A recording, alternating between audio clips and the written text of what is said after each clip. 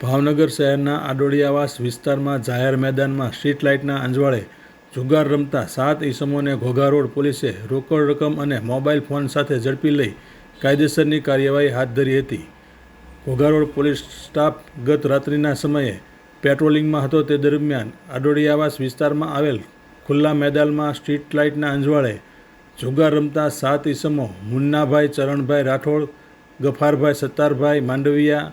ઇરફાનભાઈ ઉર્ફે બુલેટ, અહેમદભાઈ મહેતર, અલ્તાફ ઉમરભાઈ મક્કી, વિજય ઉર્ફે વિજુ ગાંડો કાંતિ મકવાણા,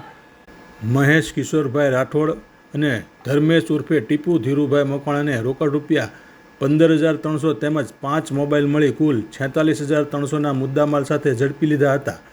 ઘોઘા રોડ પોલીસે તમામ ઈસમો વિરુદ્ધ જુગાર ધારાની કલમ 12 હેઠળ ગુનો નોંધી કાયદેસરની કાર્યવાહી હાથ ધરી હતી.